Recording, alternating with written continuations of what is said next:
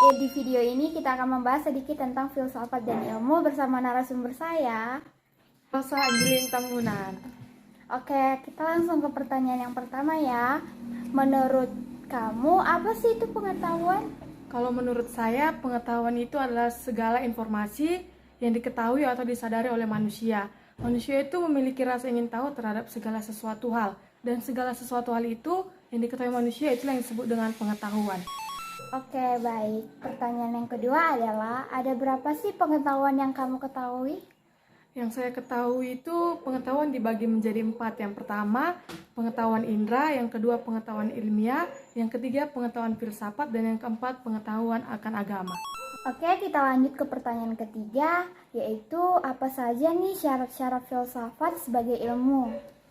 Syarat-syarat filsafat sebagai ilmu yaitu pengetahuan yang metodis, sistematis, dan koheren tentang seluruh kenyataan yang menyeluruh dan universal, dan sebagai petunjuk arah kegiatan manusia dengan seluruh bidang kehidupannya. Oke, kita lanjut ke pertanyaan keempat. Ini sederhana saja. Menurut kamu, apa sih itu filsafat? Menurut saya sendiri, filsafat adalah suatu kajian yang mendalam mengenai pengertian, asas, metode, dan kesimpulan dari suatu ilmu dengan maksud untuk mengkoordinasikannya dengan ilmu-ilmu lainnya. Yang kelima pertanyaannya adalah, apa bedanya filsafat ilmu dengan filsafat yang kamu ketahui? Menurut saya sendiri, ilmu filsafat adalah sebuah kajian yang mendalam mengenai filsafat sebagai ilmu dari berbagai sudut pandang, sedangkan ilmu filsafat adalah sebuah kajian yang mendalam mengenai filsafat sebagai ilmu dari berbagai sudut pandang. Oke, sekarang pertanyaan keenam. Pertanyaan keenam itulah adalah, apa sih 3 sifat pokok yang mendalami filsafat? Adapun 3 sifat pokok dari mendalami filsafat yaitu yang pertama menyeluruh, yang kedua mendasar, dan yang ketiga spekulatif. Oke, pertanyaan yang ketujuh adalah, apa itu prinsip verifikatif yang kamu ketahui? Menurut saya, prinsip verifikatif adalah lanjutan dari prinsip-prinsip hipotetiko, di mana analisis ilmiah harus dilanjutkan dengan melakukan verifikasi, apalagi hipotesis yang diajukan benar atau tidak.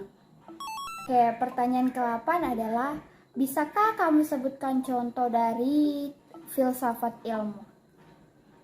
Contoh-contoh dari filsafat ilmu yaitu filsafat pengetahuan, filsafat moral, filsafat seni, filsafat pemerintahan, filsafat agama, filsafat pendidikan, dan filsafat ilmu dan sebagainya. Oke, dan yang ke-9 adalah, kapan digunakan hipotetika dalam kerangka berpikir ilmiah yang berintikan logiko-hipotetiko verifikasi? Hipotetiko itu diperlukan untuk membuat dugaan sementara terhadap permasalahan yang sedang dihadapi atau yang disebut dengan hipotesis. Oke, dan yang sekarang adalah pertanyaan terakhir. Apa fungsi dari filsafat? Fungsi dari filsafat yaitu ada 2, yang pertama fungsi analitis dan yang kedua fungsi sintesis. Oke, baik. Terima kasih Kak sudah menjadi narasumber saya. Sampai jumpa di lain hari. Bye-bye.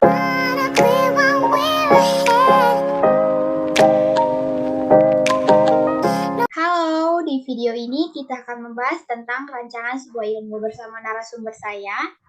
Perkenalkan, nama saya Samuel Tahayan. Oke, supaya mempersingkat waktu, kita ke pertanyaan pertama, yaitu menurut kamu apa sih itu ontologi?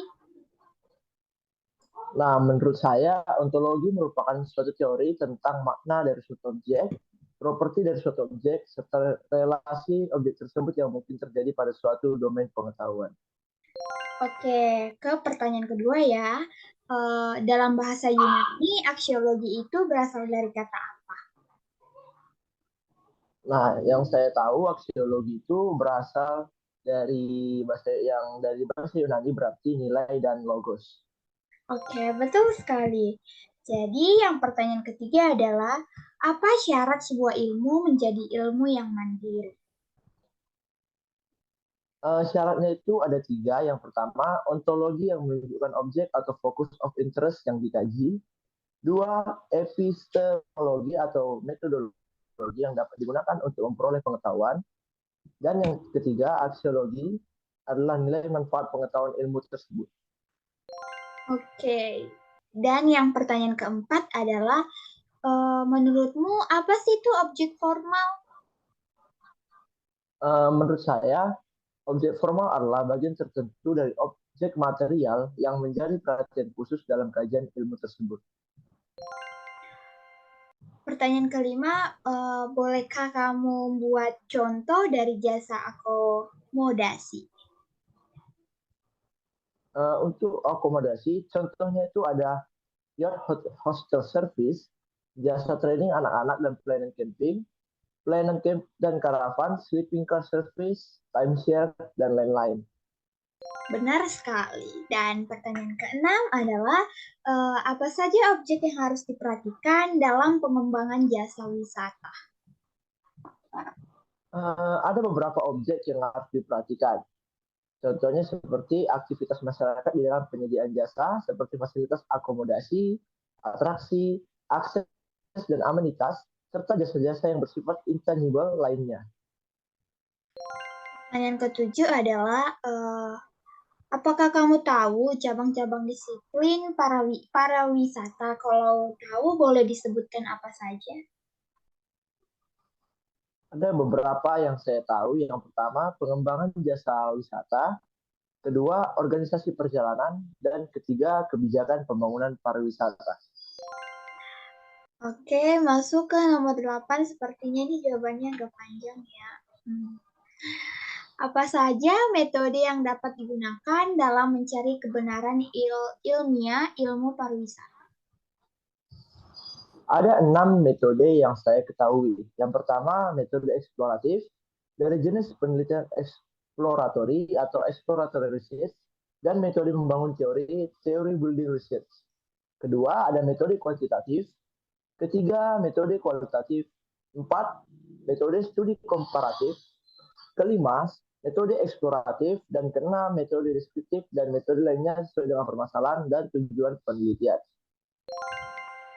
Pertanyaan ke-9 adalah, dalam memperoleh kebenaran ilmiah pada ilmu pariwisata dapat dilakukan dengan beberapa pendekatan. Boleh disebutkan satu persatu?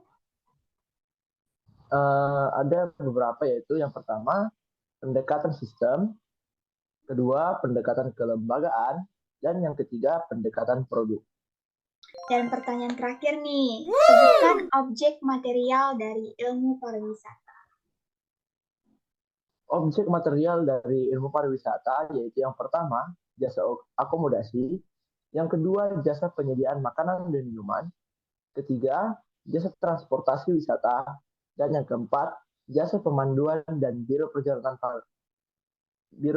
wisata. Oke, sudah 10 pertanyaan nih ya. Terima kasih sudah menjadi narasumber saya. Sampai jumpa di lain waktu.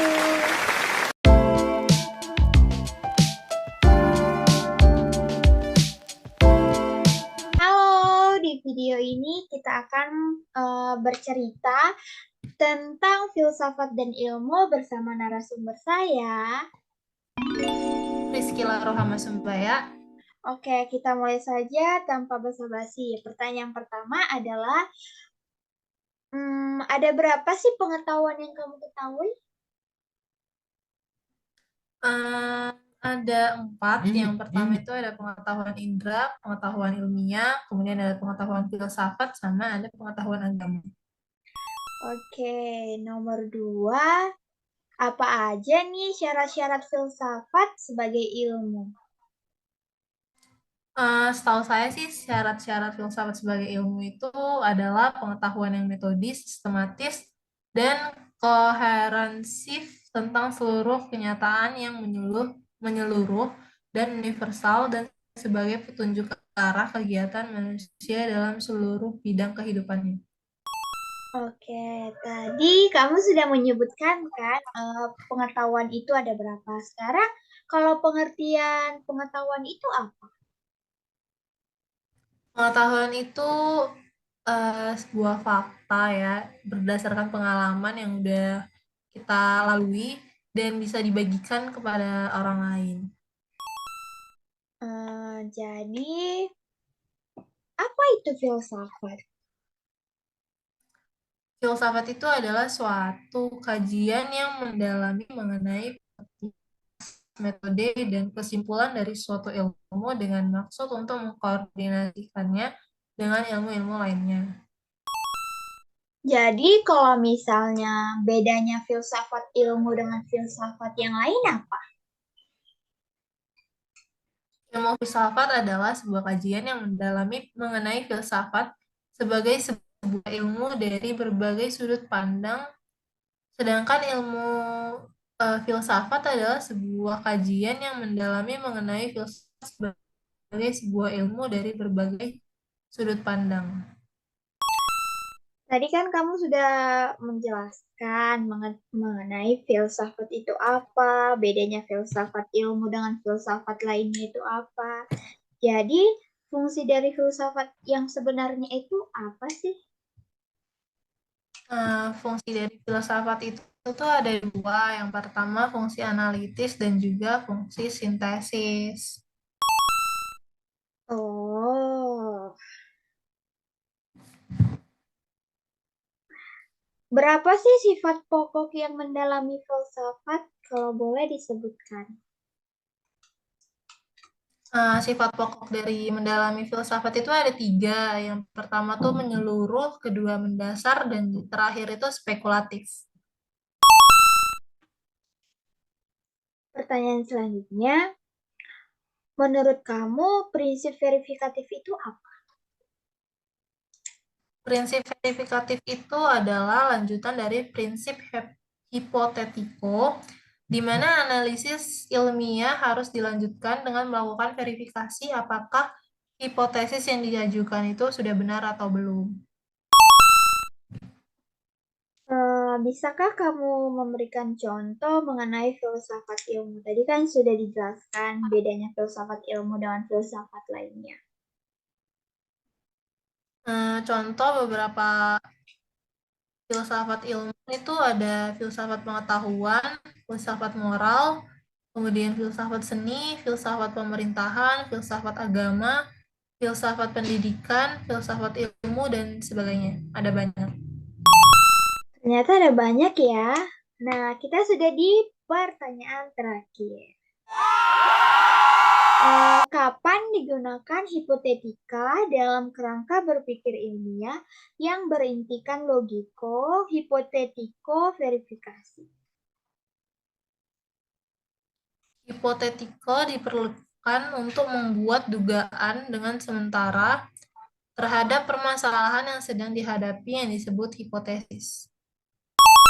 Oke, baik. Terima kasih ya sudah menjadi narasumber saya. Sampai jumpa di lain hari. Bye-bye.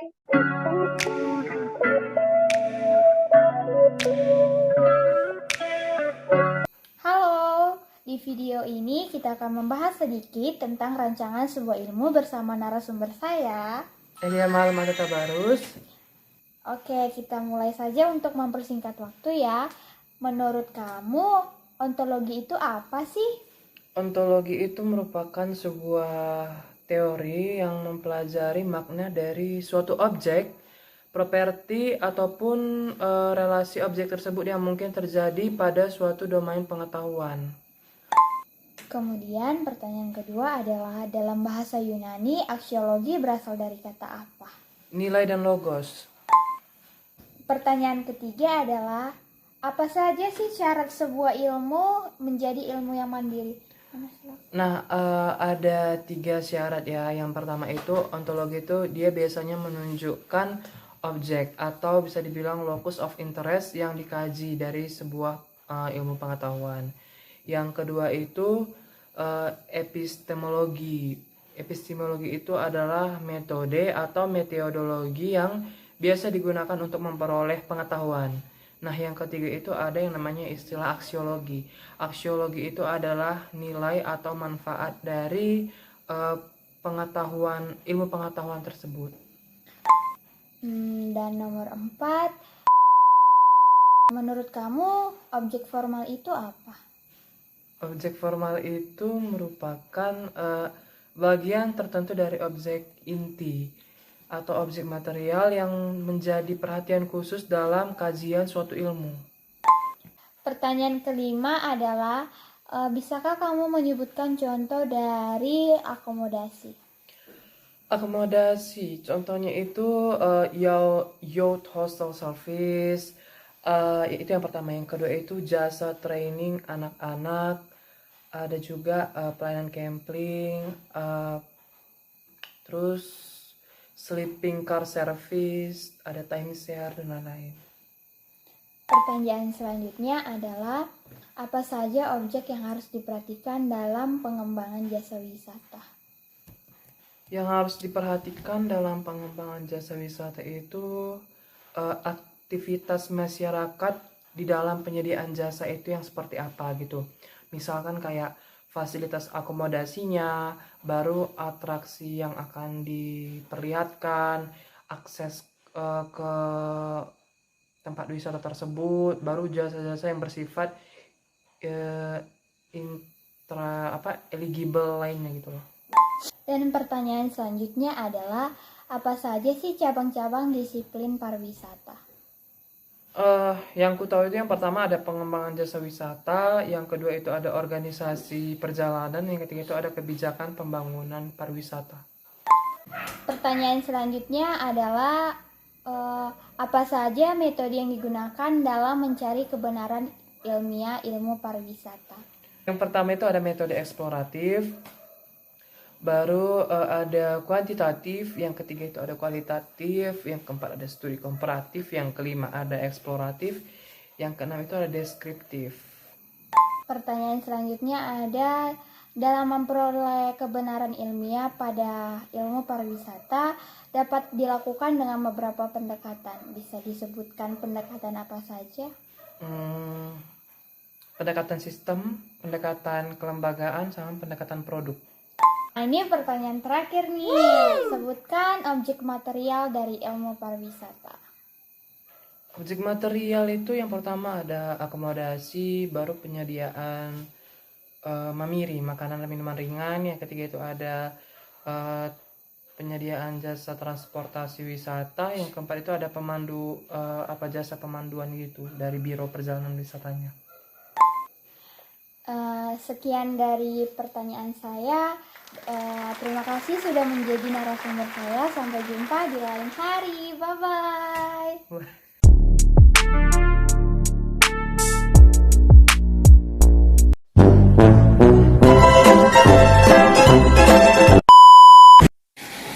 Halo teman-teman.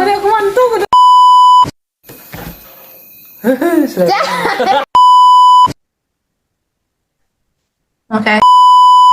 Materi 10 membahas apa ya Allah, aku lupa. Cara jelek kali kau. Satu.